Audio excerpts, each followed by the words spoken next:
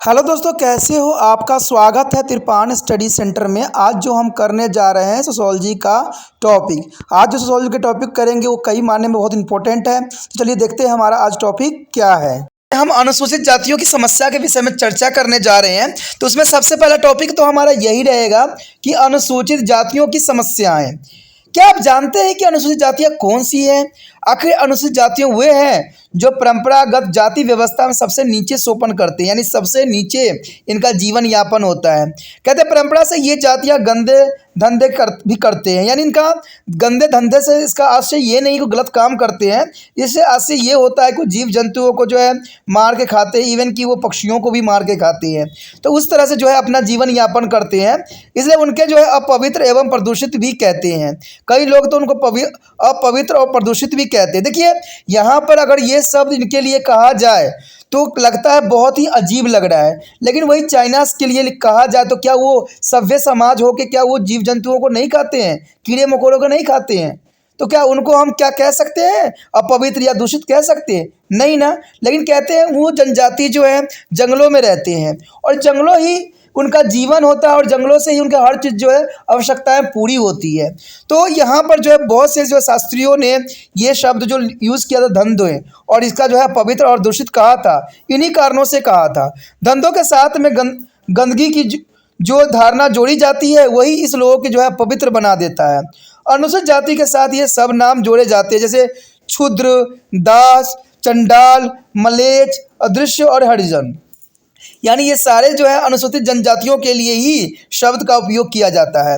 स्वतंत्र भारत की सरकार ने अर्थात राष्ट्रपति ने जो है अक्टूबर 1950 में कई अनुसूचित जातियों की भारत संविधान के अध्याय 8 के अनुच्छेद 341 और 342 के अनुसार सम्मिलित किया था।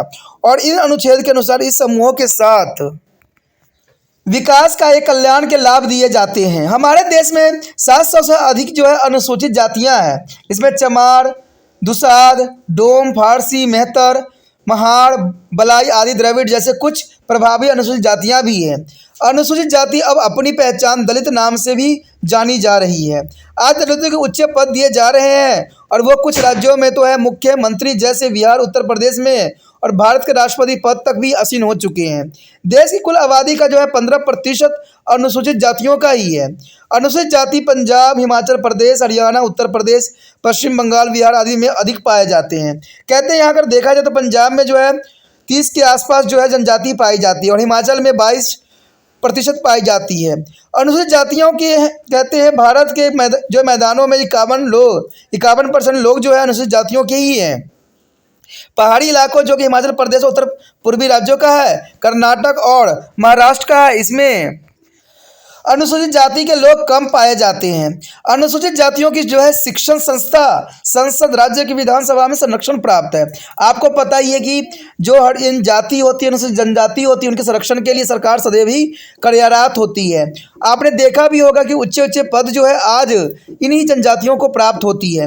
कहते हैं अगर हम देखें, अगर अपना इतिहास पलट के, तो आपको शायद ये पता होगा कि यहाँ पर राष्ट्रपति भी जो है अनुसूचित जनजातियों में से ही बनाई गए हैं और इवन कि बहुत से जो बड़े बड़े मिनिस्टर होते हैं वो भी अनुसूचित जनजातियों में से ही बनाए जा रहे हैं। तो आज जो है इनका बोलबाला सबसे अधिक है और इनको जो है संरक्षण भी प्राप्त है। हम अनुसूचित जातियों की समस्याओं को जो है 3 भागों से समझ सकते हैं। तो देखते हैं पहला भाग क्या बताती है अनुसूचित जनजातियों की समस्याओं के लिए।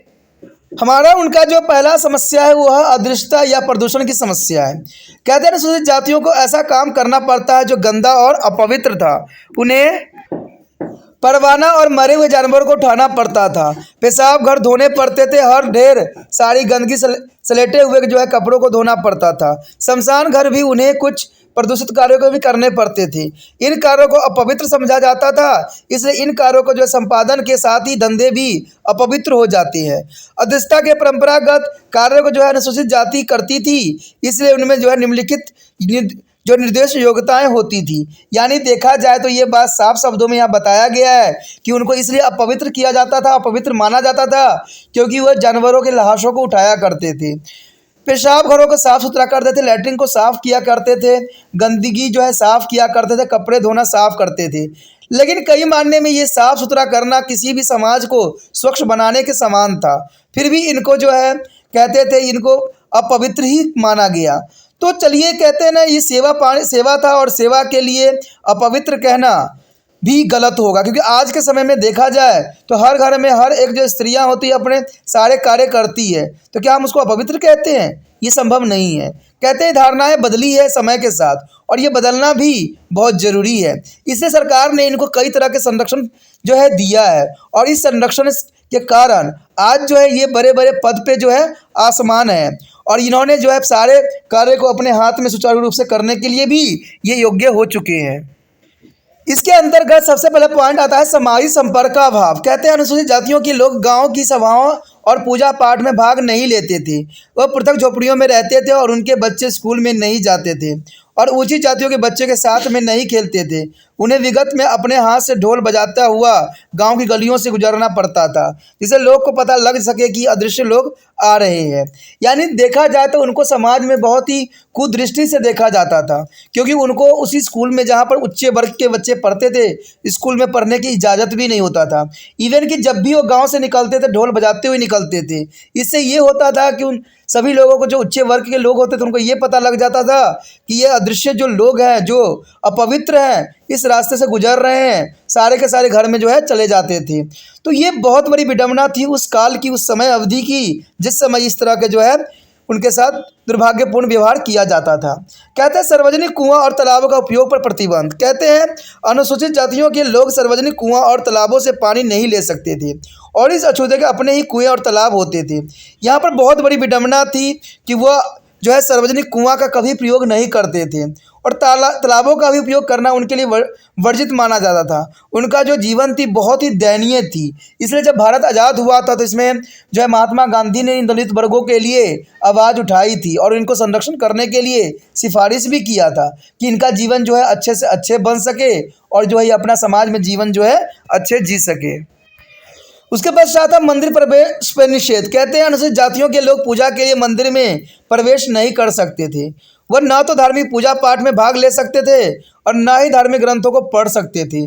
तो ये तो आम थी उस समय ये इन अनुसूचित जातियों के लिए। अन्य व्यवहारिक जातियों की सेवा ले सकते थे। पुरोहित, कारीगर, धोबी, डोम आदि अछूत जातियों की सेवा कर सकते थे। यानी ये सेवा सभी को करते थे, लेकिन फिर भी इनको समाज में उच्च दर्जा नहीं दिया जाता था। पके हुए खाने की अस्वीकृति थी। कहते हैं क्षुद्रों द्वारा बनाए गए पके खाने की उच्च जाति नहीं खाया करते थे। अनुसूचित जातियों के हाथ का पानी भी उच्च जातियों नहीं लिया करते थे। ये बहुत जगह आपको देखने को मिल सकता है, बहुत से फिल्म टीवी में देखो तो इस तरह से जो है अनुसूचित जातियों के साथ जो व्यवहार होता है वो जो है जर्नल ही देखने को आपको मिल सकता है। उसके पश्चात है इसके अंतर्गत लास्ट पॉइंट 6वां जो है, जिसमें बताया गया है कि दूसरे पर निर्भर रहना तथा प्रतिष्ठा का सामंजस्य न होना। कहते संविधान ने अनुसूचित जातियों की जो है प्रतिष्ठा से मुक्त कर ही दिया है, लेकिन उच्च जाति पर उनकी निर्भरता को नहीं हटाया है। इस कारण प्रतिस्पर्धा और निर्भरता में आत्मसमंजस होता चला जा गया है। लेकिन फिर भी हमारे जो है संविधान में 341 और 300 जो है 42 के रिगार्डिंग में बहुत संशोधित करके इनको हर तरह की जो है सुविधाएं प्रदान किया गया है, जिसकी वजह से वो समाज में अपना सर उठा के रख सकते हैं। इवन कि अगर आप देखोगे, अगर हमारा इतिहास पलट के तो आप देखोगे बहुत से राष्ट्रपति जो थे वो अनुसूचित जनजाति के ही थे और इवन कि कहते प्रधानमंत्री भी कई बने हैं जो अनुसूचित जाति के रहे हैं और यहाँ के मुख्यमंत्री भी। तो कह सकते हो आज जो है इनकी बोलबाला हर क्षेत्र में है और हर क्षेत्र में जो है अपना ये प्रभाव दिखा रहे हैं। उसके बाद हमारा अगला पॉइंट है निर्धनता जनित समस्या। यानी कहते हैं अनुसूचित जातियों की एक लंबी अवधि तक उनको आर्थिक अधिकार नहीं दिए गए थे। इसी कारण वे गरीब रहे और दूसरे पर निर्भर हो गए।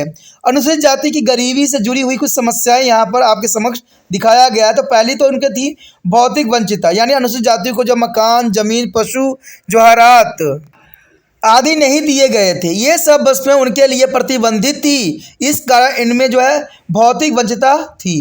भूमि का अभाव। कहते हैं आवास और कृषि के लिए अनुसूचित जातियों में भूमि का सदैव अभाव होता था। वो जो है भूस्वामी द्वारा दी गई भूमि पर कृषि मजदूरी की तरह काम करते थे और इस प्रकार वो बंधुआ मजदूर के रूप में भी अपना जीवन जो है बिताते थे। यानी बंधुआ मजदूर बन जाना उस समय की आम बात थी। उसके पश्चात है शैक्षिक पिछड़ापन। कहते वंचितता और सामाजिक आर्थिक निम्न दशाओं के कारण अनुसूचित जातियों के लोग स्कूल में प्रवेश नहीं कर पाते थे। यानी उनको स्कूल में जाने की इजाज़त नहीं होती थी, क्योंकि जब वो कहते हैं सही रूप से भेदभाव करते थे तो उनको जाने में कैसे दिया जाएगा। यदि आपने महामहिम एपीजे अब्दुल कलाम के अगर चाइल्डहुड पढ़ा होता तो उसमें साफ शब्दों में उन्होंने जो बताई है, जो कि 9th क्लास के चैप्टर में भी है, जिसमें उनको जो है भेदभाव के रूप में दिखाया भी गया था। जहाँ पर जो है अय्यर जो टीचर थे उन्होंने उनसे भेदभाव किया, लेकिन जब उनके पिता ने इस बात को समझाया तब उनको समझ में आया कि जब हम ही जाति भेदभाव बनाएंगे तो बच्चे में जाति भेदभाव कैसे आएंगे। तो जो एपीजे अब्दुल कलाम का जो बुक था विंग्स ऑफ फायर, उसमें सारी बातों को डिस्क्रिप्शन की गई थी। तो ये बात जो है आम हो जाती है, यानी पिछड़ापन तो हर जगह था। कहते ना समझदार से समझदार लोग और पढ़े से पढ़े लोग भी इस तरह के भेदभाव से उस समय ग्रसित थे। तो कहते हैं बच्चों को स्कूल भेजना तो बहुत ही दूर की बात थी। कहते हैं उनको तो स्कूल के सामने लाना भी एक वर्जित माना जाता था। कहते हैं उसके पश्चात रोजगार और सरकारी नौकरियां। कहते हैं स्वतंत्रता प्राप्ति के बाद कुछ अनुसूचित जाति के लोग सरकारी नौकरी में जैसे कि सफाई कर्मी, चौकीदार और चपरासी की तरह काम करने लग गए। अब कुछ लोगों ने उच्च शिक्षा पूरी कर जो है उच्च पद भी प्राप्त कर चुके हैं। इन जातियों में अधिकांश लोग कृषि मजदूरी की तरह काम करते हैं और यहाँ पर भी उनकी पगार को लेकर शोषण ही होता है। तो इसमें कोई दो राय नहीं है। कहते हैं आज जो शोषण हर क्षेत्र में फैला हुआ है, क्योंकि आज जो है कहते हैं जनजाति तो नहीं रह गई है, लेकिन आज जो है यहाँ पर जो गरीब होते हैं उनके साथ शोषण हमेशा बनी रहती है। तो कहते हैं आज हर क्षेत्र के जो व्यक्ति हैं अपने पढ़ लिख के जो है उनका हर क्षेत्र में उसी प्रकार के दबदबा है जैसे उच्च वर्ग के लोग के हुआ करता है। उसके पश्चात हमारे समक्ष है ऋणग्रस्ता और बंधुआ मजदूर। देखिए ये बहुत बड़ी इंपॉर्टेंट बात है कि अनुसूचित जातियों की जो है बहुसंख्यक परिवार दिन में 2 जून खाने का जुगाड़ भी नहीं कर पाते हैं। यानी देखा जाए तो उस समय जब भारत आज़ाद नहीं होता, आज़ादी के समय अनुसूचित जातियों के जो है बहुसंख्यक परिवार में 2 वक्त का रोटी भी कहते इकट्ठा कर पाना संभव नहीं था। इस कारण अपने जीवन यापन के लिए उन्हें कर्ज लेना पड़ता था, परंतु बैंक कर्जा देता नहीं था। होता तो यह कि अनुसूचित जाति के लोग अपने नियोजक से ऊंचे ब्याज दर कर्ज लेते थे, यानी वहाँ पर जो साहूकार होते थे उससे ऊंचे दर पे जो है ये ब्याज लिया करते थे। परिणाम स्वरूप वे कर्ज में लीन हो गए और राशि के ब्याज भी नहीं चुका पाते थे, क्योंकि न तो पढ़े लिखे थे न समझदार थे। तो सभी लोग जो है उनको मूर्ख बनाया किया करते थे। तो कहते हैं 2 का 4 बना बना के जो है उनके सारे परिवार को जो है गुलामियों की जंजीर में जकड़ना पड़ता था। परिणाम स्वरूप ये हुआ कि उन्हें बंधुआ मजदूर की तरह कार्य करना पड़ता था और जो है बंधुआ मजदूर की स्थिति में उन्हें नाम मात्र का ही वेतन दिया जाता था और उनके साथ शोषण भी की जाती थी। तो यही बहुत बड़ी उनकी दुर्दशा थी उस समय। उसके पश्चात था स्वास्थ्य और पोषण। देखिए अनुसूचित जातियों के लोग के पास न तो उचित पेशाब घर होता था और न ही शौचालय और न ही गंदगी के निकास हेतु समूचे नाली की व्यवस्था ही होती थी। वो गली में गोबर डाल देते थे, घर का कूड़ा कचरा सड़क पर फेंक देते थे। उनके पास न तो कुआं होता था और न ही पीने के पानी के लिए जो है हैंडपंप होते थे। वह जो थे अस्वास्थ्यकारी दशाओं में सदैव रहते थे। गरीबी कारण वे कुपोषण के शिकार होते चले गए। तो देखा जाए तो उस समय जो थे कई अनुसूचित जाति के लोग जो थे कुपोषण के शिकार होते थे, क्योंकि उनको जो है 2 वक्त की रोटी पाना भी संभव नहीं होता था। इवन कि साफ सुथरा अगर वातावरण देखे तो वो भी उनको प्राप्त नहीं होता था जैसे उच्च वर्ग के लोगों को प्राप्त होता था। उसके पश्चात था अत्याचार। देखिए कहते हैं अनुसूचित जातियों की अत्याचार भी सहना पड़ता था। उनके जानवरों एवं मकानों के अक्सर जला दिया करते थे। उन्हें बकरा या मुर्गी छीन लिया जाता था और स्त्रियों का अपमान भी किया जाता था। उन्हें पीटा जाता था, उनकी हत्या कर दी जाती थी या मार दिया जाता था। जब कभी वो अपने सामाजिक आर्थिक राजनीतिक आर्थिक गुहार करते तो उन्हें दबा दिया जाता था। यानी देखा जाए तो आज के व्यवस्था जो है जैसे अनुसूचित जाति के समय उस समय होती थी, आज के समय गरीबों के साथ होता है। कहते हैं उनकी आवाज़ कोई नहीं सुनता था, वो कहीं भी जाते थे तो उनकी आवाज़ों को दबा दी जाती थी। जैसे आज के समय में गरीब अगर कोई भी पुलिस स्टेशन पे चले जाते हैं तो उनकी आवाज़ों को दबा दी जाती है। आपने कई घटनाओं में देखा भी होगा, कई जगह बलात्कार भी हुई थी, तो अगर उन्होंने पुलिस स्टेशन में नाम दर्ज करवाने भी गए तो उनको वहाँ से मार के भगा दिया गया। जब प्रशासन की कहते हैं जब लाठी चली तो सारे अफसरों को जो है नाटकीय रूप में जो है उनको बर्खास्त कर दिया गया। तो कहते हैं ये आजकल की विडंबना हो गई है। पुराने समय में जनजातियों के साथ ऐसा व्यवहार होता था, आज के समय गरीब लोगों के साथ ऐसा व्यवहार हो रहा है। तो ये अत्याचार की जो है कहते हैं ना जो एक रेखा खींची हुई है वो ख़त्म होने की नाम ही नहीं ले रहा है। कहते हैं ये सिर्फ रूप बदल लेता है लेकिन अत्याचार उसी रूप में सदैव विद्यमान हमारे समाज में रहती है। उसके पश्चात हमारे समक्ष आता है अदृश्यता अपराध अधिनियम 1955। कहते हैं भारत संविधान के 17वें अनुच्छेद में अदृश्यता को प्रतिबंधित कर दिया गया और इसके लिए अदृश्यता अपराध अधिनियम 1955 लागू कर दिया गया। संविधान में अशुद्धता को अपराध मान लिया गया और नौकरी पाने के पानी का भंडार, पूजा पाठ करना, चाय की दुकान व होटल पर काम करना, रेलगाड़ी या बस में यात्रा करना, सार्वजनिक स्थानों का उपयोग करना, अस्पताल में भर्ती होना आदि क्षेत्रों में प्रवेश बंद करना अदृश्यता का क्षेत्र है। यानी इन सब चीज़ों के लिए जो है 1955 के अधिनियम में जो है सारे को गलत सिद्ध किया गया। इन सब अदृश्यता गतिविधियों पर सरकारी सजा देती है और जुर्माना भी आज करती है। अगर कोई व्यक्ति किसी को अगर गलत कहता है या उसको कहीं जाने से रोकता है तो अधिनियम 1955 के रिगार्डिंग उसको सरकार अपराधी घोषित करेगा और उसमें कई तरह के जुर्माना भी लगाया जाएगा, क्योंकि ये सरकार के द्वारा घोषित की गई अधिनियम थी जिसको आज लोगों को मानना भी चाहिए और समाज में इस तरह का भेदभाव नहीं करना चाहिए। उसके पश्चात कहते हैं अदृश्यता अपराध संशोधन तथा जो है विविध अधिनियम 1976 में दंड का प्रावधान बढ़ा दिया गया। एक बार अपराध करने पर जो है न्यूनतम अधिकतम 1 माह तथा 6 माह की सजा है। न्यूनतम एवं अधिकतम जुर्माना राशि 100 रुपया से 500 रुपया हो सकती है। दूसरी बार अपराध करने पर 200 से 500 रुपया तक जुर्माना या 6 महीने की सजा होती है। तीसरी बार उसके बाद अपराध करने पर 1 वर्ष की सजा और 200 से 10,000 रुपये का भी जुर्माना की प्रावधान किया गया है। इस सब निषेधात्मक कार्रवाई के होते हुए भी अदृश्यता आज भी दिखाई देती है। गांव में तो यह यथावर्त है और शहरी क्षेत्र में भी प्रचलित है, तथापि इसका स्वरूप मानसिक स्तर पर ही है। यानी अदृश्यता के शब्द देखें तो कई जगह भेदभाव आज के समय भी हो रहा है। कोई अनुसूचित जनजाति होते हैं या कोई भी होता है, आज स्कूल में भी इवन ले लो, अगर EVS या ST के रिगार्डिंग किसी बच्चों का एडमिशन भी होता है तो उसमें क्या होता है, बहुत ही भेदभाव देखने को आपको मिल जाता है। तो ये विडंबना जो है कभी ख़त्म होगा नहीं और ख़त्म होने का कभी नाम भी नहीं ले रहा, क्योंकि इंसान की जो विचार और सोचने की क्षमता है वो ख़त्म हो गया है।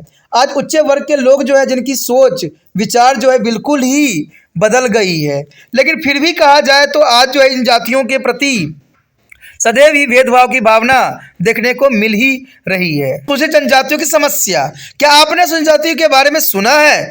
अनुसूचित जनजाति वह हैं जो हमारे समाज की जाति व्यवस्था से बाहर है।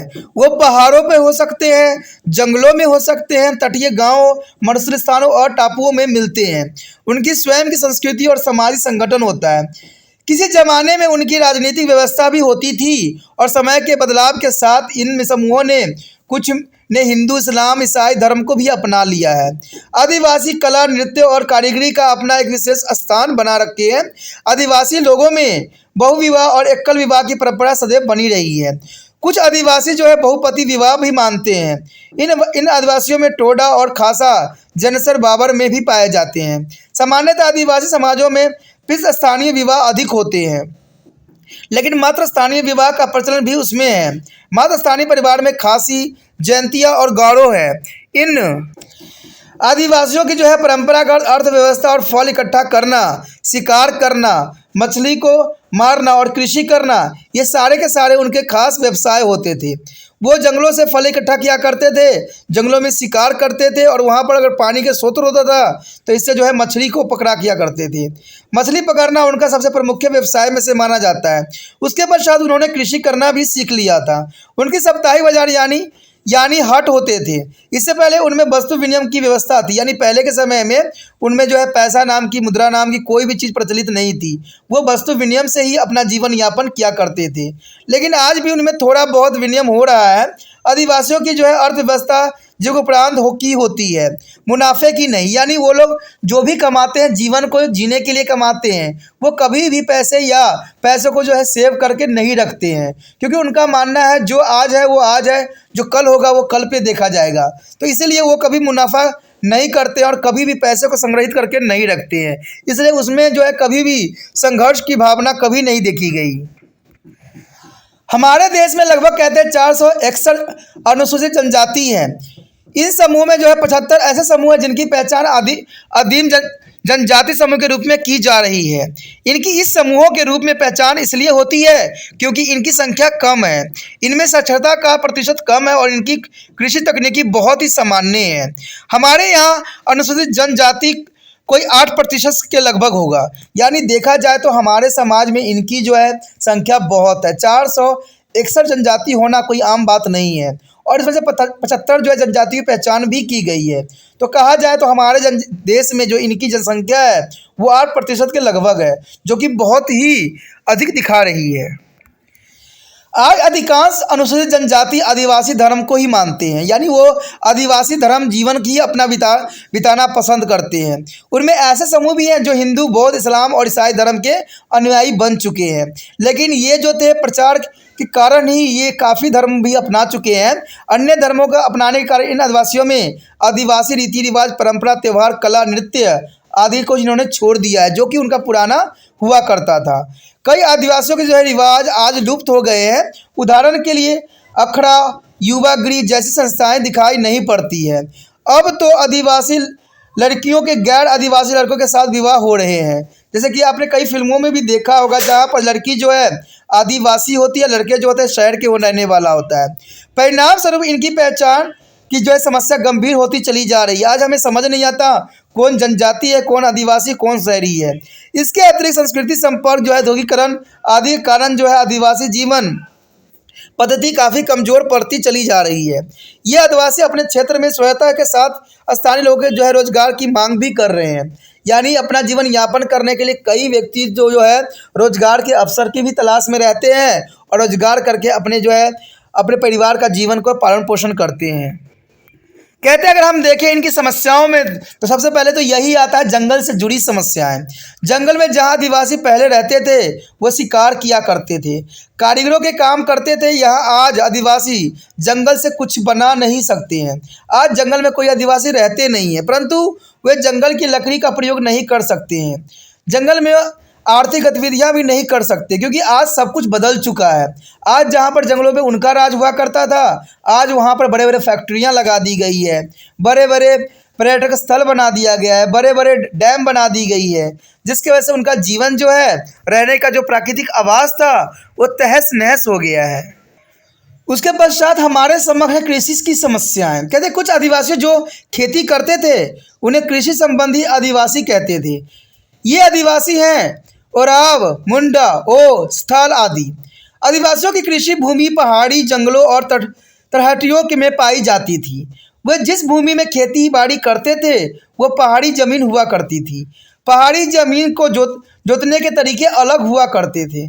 पहाड़ी क्षेत्र में सिंचाई की निश्चित सुविधाएं नहीं होती थी और इस भांति कृषि कार्य लोगों के पूरे वर्ष के लिए रोजगार नहीं देता था। आदिवासी जो होते थे साल भर कृषि द्वारा पैदाइश नहीं किया जाता था। यानी जो कहते हैं कि कृषि में साल भर के लिए जो वो भोजन होता था वो तो उनसे पैदा नहीं होती थी। कृषि फसलें कई बार जंगली जानवर द्वारा नष्ट भी कर दी जाती थी। और हमारे देश में गोंड, भील, जीना, स्थल और गौरव, मुंडा बहुसंख्यक प्रभावी जनजाति भी है। तो कहते हैं वो हर तरह की कृषि करते थे, लेकिन फिर भी उससे उनको वो समस्याएं दूर नहीं होती थी जिसके से वो ग्रसित थे। तो कहते हैं उनके बहुत से पैदावार होते थे वो नहीं हो पाते थे, जिसके परिणाम स्वरूप उनका जीवन तहस नहस सा हो गया था। अनुसूचित जनजाति होने के कारण आदिवासियों को विशेष लाभ भी मिलते हैं। ये विशेष लाभ आदिवासी उप जो है योजनाओं के माध्यम से प्राप्त करते हैं। कहते हैं आज भारत सरकार ने हर तरह से जो है अनुसूचित जनजातियों को जो है लाभ पहुंचाने की कोशिश किया गया है। उनको कई जगह पर जो है लाभांतरित किया जाता है। तो ये आज की समस्या तो कुछ हद तक सरकार के द्वारा किया गया ठीक भी है। कहते हैं अनुसूचित जनजाति हिमाचल के क्षेत्र, मध्य क्षेत्र, पश्चिमी भारत, दक्षिणी भारत में मिलते हैं। आधे से अधिक आदिवासी जनसंख्या देश के मध्य क्षेत्र में पाए जाते हैं। इन मध्य क्षेत्रों में जो है मध्य प्रदेश, छत्तीसगढ़, झारखंड, उड़ीसा और पश्चिम बंगाल शामिल है, जहां पर जो है जनजाति संख्याओं की भरमार है। पंजाब, हरियाणा, दिल्ली और केंद्र शासित क्षेत्रों में कोई आदिवासी नहीं रहते हैं, क्योंकि ये विकसित शहर है और शहरी क्षेत्र में इनके लिए जो है कुछ भी अवसर नहीं मिल पाता है। 6 राज्य मध्य प्रदेश, छत्तीसगढ़, महाराष्ट्र, उड़ीसा, झारखंड, गुजरात और जो है राजस्थान में प्रत्येक राज्य में 50 लाख आदिवासी लोग जो है निवास कर रहे हैं। 50 लाख कम नहीं होता है। मध्य प्रदेश में छत्तीसगढ़ से जोड़कर आदिवासियों की संख्या बहुत अधिक हो जाती है। यानी ये लोग जो होते हैं अपना जीवन यापन करने के लिए काफ़ी मात्रा में जो है इकट्ठा भी रह सकते हैं। उसके पश्चात हमारे समक्ष है भूमि अलग गांव। देखिए ब्रिटिश सरकार के लेकर आदिवासियों की भूमि को रेल, आवासीय और बस्ती, बाजार और अस्पताल आदि के लिए लिया जाता रहा है। कहते हैं बाहरी लोगों ने आदिवासियों की जमीन को जब चाहा तब खरीदा है। इस भांति आदिवासियों की जमीन गैर आदिवासियों के हाथ में चले जा गए हैं और जिसकी वजह से उनका जो है आवाज़ जो प्राकृतिक रूप में हुआ करता था वो तहस नहस हो गया है। अगर हम देखें ऋणग्रस्त और बंधुआ मजदूर, जिसके विषय में हमने पहले भी चर्चा किया हुआ है कि दिहाड़ी के रकम से भी आदिवासी परिवार अपना जीवन यापन करते हैं, लेकिन एक मजदूरी की हैसियत से उन्हें साल भर रोजगार नहीं मिलता है। परिणाम स्वरूप वे अपना जीवन यापन ठीक तरह से नहीं कर पाते हैं। अन्य महाजनों से उच्च ब्याज पर कर्ज लेना पड़ता है। जब वो आदिवासी ऋण चुकाने में असफल रहते हैं तो उनको बंधुआ मजदूर बना के वहाँ पर रखा जाता है और फिर उनका शोषण किया जाता है। कहते हैं कि जो ऋण वो लेते हैं वो जीवन पर्याप्त कभी भी ख़त्म नहीं होता है, जिसकी वजह से उनको बंधुआ मजदूर बन के कई पीढ़ी जो है वहाँ पर ही रहती है। उसके पश्चात हमारे समक्ष स्वास्थ्य और पोषण की समस्या। कहते हैं जब अनुसूचित जनजातियों को शिकार और पोषण नहीं मिलता है तो वह परिवार के सदस्य के साथ ठीक तरह से नहीं रह पाते हैं। ऐसी अवस्था में वो आदिवासी भूखमरी की अवस्था में पहुंच जाते हैं। जिस पर्यावरण में वो रहते हैं वो भी जो है अस्वास्थ्यप्रद होते हैं, यानी वो जो है बहुत ही गंदे होते हैं। इसका असर उनके स्वास्थ्य पर भी काफ़ी पड़ता है। यहाँ के लोग अपनी बीमारी को दूर करने के लिए ओझाओं की सहायता लेते हैं। पर्याप्त धन के अभाव में वो अस्पतालों में अपना इलाज नहीं कर पाते हैं, जो कि बहुत बड़ी विडंबना है। कहते हैं ओझा के पास जाना, जादूगर के पास जाना और झाड़ फूँक से अपने आप को ठीक करना कदाचित उचित नहीं माना जाता है, क्योंकि ये बीमारी का कोई इलाज नहीं होता है और कई व्यक्ति जो है इसके वजह से अपना जान भी गंवा बैठते हैं। तो ये उनके जीवन और पोषण की समस्याओं का सबसे बड़ा गंभीर समस्या के रूप में खड़ी है। उसके पश्चात हमारे समक्ष आता है संचार का अभाव। कहते हैं आदिवासी दूर दराज क्षेत्रों में तो रहते ही हैं, इसलिए सबसे बड़ी समस्या अपनी बात दूर तक पहुंचाने की होती है। आदिवासियों को स्वयं के कल्याण की जानकारी उन्हें नहीं होती है। वो इस बात से अपरिचित रहते हैं कि उनके लिए कौन से कार्यक्रम लाभदायक होगा, क्योंकि वो जो है संचार माध्यम से अभी भी नहीं जुड़े हैं। कहते हैं भारत इतना आधुनिक हो गया फिर भी वो आधुनिक जीवन व्यतीत नहीं करते हैं। उसके पश्चात स्थानांतरण के अभाव। कहते हैं आदिवासियों को अपने ही राज्य में और राज्य से बाहर काम करने की समस्या होती है। जब वो शहर में काम करने जाते हैं तब ईंट के भट्टे, छोटे उद्योग और दिहाड़ी पर काम करते हैं। स्थानांतरित श्रमिक की तरह वो उन्हें दबाया भी जाता है, उनका शोषण भी किया जाता है और न्यूनतम दिहाड़ी अधिनियम के अनुसार उन्हें पगार भी नहीं मिलती है। उन्हें नियम के विरुद्ध लंबे समय तक काम करना भी पड़ता है। तो ये बहुत बड़ी विडंबना है उनके जीवन के लिए। कहते हैं आज तो आम हो गया है कि लोग बड़े बड़े लोग जो होते हैं मजदूरों से काम करवा लेते हैं, लेकिन कहते हैं समय से रहते उसको पैसा भी प्राप्त नहीं होता है, जिसकी वजह से उनका जीवन तर से बेहतर बन जाता है, जिसके जीवन जो है उनके दुखदायक बन जाता है। तो ये बहुत बड़ी समस्या हमारे समाज का है, जो कि उच्च वर्ग द्वारा दिया जाता है। वो लोगों से काम तो करवा लेते हैं लेकिन समय पर जो है उनका पैसा नहीं देते हैं, जिसकी वजह से उनका जीवन बहुत ही खराब स्थिति में पहुंच गया है। उसके पश्चात हमारे समक्ष आता है शिक्षा का अभाव। देखिए सबसे बड़ा कारण, मैं हमेशा यही बात कहता हूँ कि शिक्षा का अभाव बहुत ही बड़ा प्रभाव पड़ता है किसी भी जनजाति या किसी भी जाति के लिए।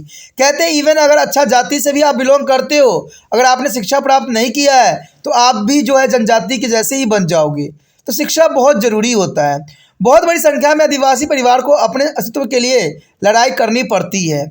उनके लिए शिक्षा से अधिक महत्वपूर्ण जो है रोटी का जुगाड़ करना, ठीक है, यानी शिक्षा से अधिक इम्पोर्टेंट उनका होता है रोटी का जुगाड़ करना। इसलिए आपने देखा भी होगा जो बंजारे के बच्चे होते हैं वो पढ़ाई लिखाई नहीं कर रहे होते हैं, वो कर्तव्य और तमाशा दिखा के जो है अपना जीवन यापन कर रहे होते हैं। ये लोग आपको आए जगह मिल जाएंगे, आए जगह आपको देखने को मिल सकता है, इसमें कोई दो राय नहीं है।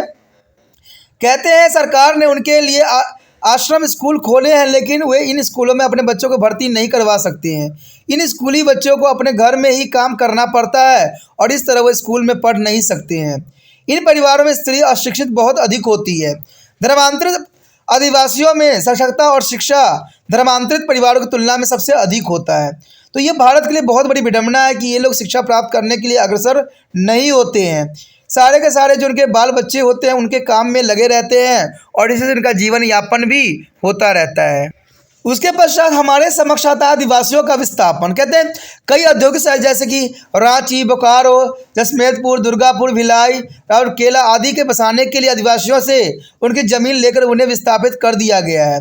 उन्हें केवल निवास के लिए मुआवजे के रूप में पैसा दिया गया है। उनकी परिणाम भी सही नहीं निकला है। कुछ परिवार समाप्त हो गए तो कुछ दुखी जीवन बिता रहे हैं। तो कहते हैं सरकार के द्वारा बेशक लिए रूल रेगुलेशन बनाई गई है, लेकिन अगर वास्तविकता आप जाके वहाँ देखोगे तो उनसे यही सुनोगे कि सरकार द्वारा जो भी लाभ दिया गया है उन तक कोई भी लाभ नहीं पहुँचा।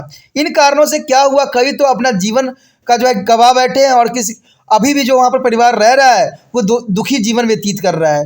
तो ये हमारे देश के लिए बहुत विडंबना है कि बहुत से कार्य के लिए सरकार की तरफ से पैसा इशू की जाती है, लेकिन वो जो है लाभार्थियों तक कभी नहीं पहुँच पाता है।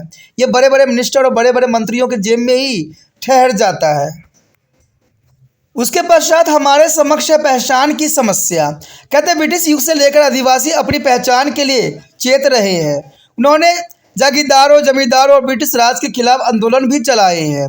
बिहार का छोटा नागपुर में जो है मलेर आंदोलन हुई थी, जो 1770 के दशक में हुआ था। उसके बाद वो आंदोलन भी हुआ था जो 1821 के अंतर्गत हुआ था, ग्रेट कोल आंदोलन, जो 1831 में भी हुआ था, जो कि आदिवासी द्वारा किया गया था। संथाल आंदोलन हुआ जो 1855 में हुआ था, और आज़ादी के लड़ाई 1857 में आदिवासियों ने आंदोलन में भाग लिया था। तो कहते हैं पहचान को बचाने के लिए उन्हें हर तरह के आंदोलन किया, लेकिन इनकी आंदोलन जो है कभी भी रंग नहीं लाई, जिसकी वजह से आज भी इनको जो है शोषित किया जाता है। कहते हैं जब तक सरकार रूल रेगुलेशन सही नहीं लगाएगी, जब तक इन पे सही ध्यान नहीं दिया जाएगा, इनका जीवन जो है इसी प्रकार बीतता ही रहेगा। इसके लिए सरकार को जो है हर तरह के रूल रेगुलेशन लागू करना चाहिए, लेकिन रूल रेगुलेशन सिर्फ किताबी बात ना हो, इनके जीवन में भी उस रूल रेगुलेशन को लाना अत्यंत महत्वपूर्ण होता है। और उनको ये भी विश्वास दिलाना होगा कि वो भारत के नागरिक हैं और उनको शिक्षित होना और देश के लिए जो है अपना योगदान देना अत्यंत महत्वपूर्ण रहेगा। जैसे आपको भी जो है तिरपान स्टडी सेंटर के लिए कुछ योगदान देने की आवश्यकता है। जैसे कि जितना हो सके ये वीडियो जो है दूसरे बच्चों तक शेयर भी करना है और सब्सक्राइब करने के लिए प्रेरित करना है, क्योंकि बच्चे सब्सक्राइब करके नहीं रखते हैं तो उनको जो है अगला वीडियो का नोटिफिकेशन भी नहीं मिलेगा और ये चैनल भी नहीं मिल पाएगा। क्योंकि आपको पता है कि तिरपान स्टडी सेंटर नया है, तो अगर आप तिरपान लिखोगे तो वो त्रिपुरा कर देगा, जिसकी वजह से आप जो इस वीडियो का जो है लाभ नहीं उठा पाओगे। तो जितना हो सके दोस्तों, अगर आपको अच्छा लगा तो शेयर जरूर करो, ठीक है। अगर पहली बार देख रहे थे तो चैनल को सब्सक्राइब करके जरूर सेव कर लीजिए, और सेव करने से आपको जो होगा समय समय पे नोटिफिकेशन मिलता रहेगा, क्योंकि जब तक मेरा पूरा सिलेबस खत्म नहीं होगा आपको वीडियो मिलता ही रहेगा। क्योंकि अगर सिलेबस नहीं खत्म होगा तो आपको जो है आगे वीडियो नहीं रहेगा, तो ये आपके लिए जो होगा नुकसानदायक रहेगा। इसलिए जो है आपको वीडियो बहुत ही जल्द सारे प्राप्त होंगे। तो इसी आशा के साथ कि आप सब्सक्राइब भी करोगे और वीडियो शेयर भी करोगे, हम अगले चैप्टर में फिर मिलेंगे।